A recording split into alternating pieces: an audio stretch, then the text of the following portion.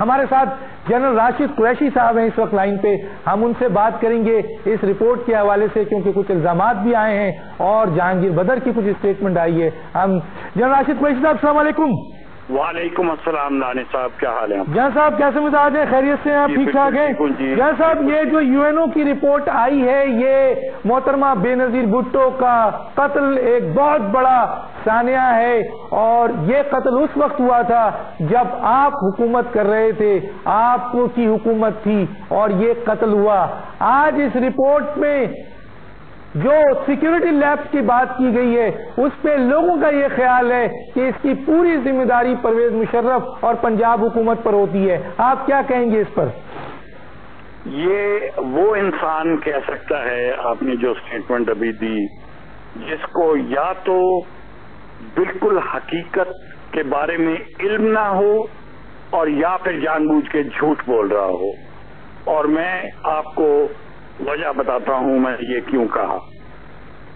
جب بے نظیر کا یہ حادثہ پیش آیا تب پرویز مشرف صاحب نہ تو پرائم منسٹر تھے گورنمنٹ کے، اس وقت گورنمنٹ تھی انٹرم گورنمنٹ، اور محمد میاں سمرو صاحب پرائم منسٹر تھے گورنمنٹ کے انچارج.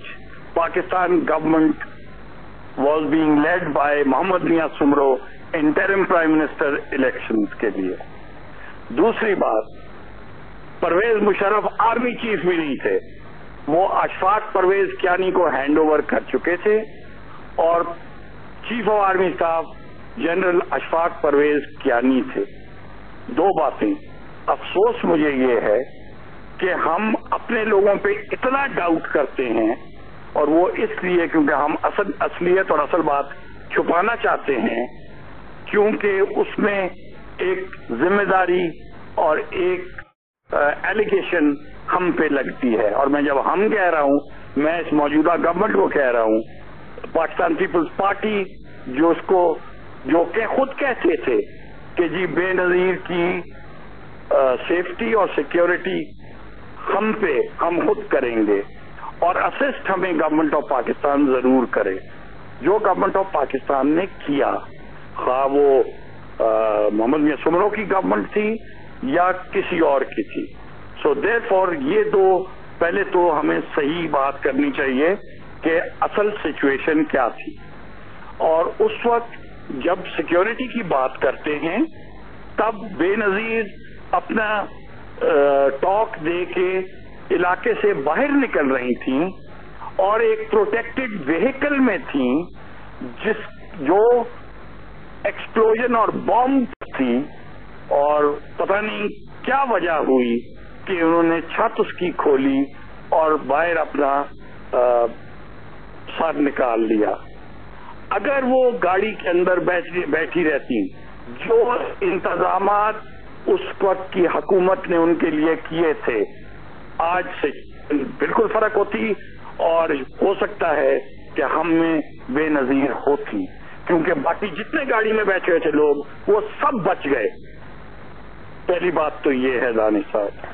اچھا سر، ایک سوال بہت امپورٹنٹ ہے، وہ یہ ہے کہ ابھی جہانگیر بدر صاحب نے ایک اسٹیٹمنٹ دی ہے اور انہوں نے کہا ہے دو باتیں کی ہیں. ایک تو انہوں نے کہا ہے کہ پرویز مشرف کو قاتل کا پتہ ہے، اور دوسرا یہ ہے کہ وہ تھنک ٹینک امریکہ میں جاتے ہیں اور پاکستان کے غریب عوام کو بتائیں کہ جی محترمہ کا قاتل کون ہے. اور دوسرا انہوں نے کہا ہے کہ جی ان کے جو معتمد خاص تھے انکلوڈنگ آپ کا نام بھی لیا کہ جی آپ کو اس کٹہرے میں لایا جائے گا. کیا کہیں گے آپ؟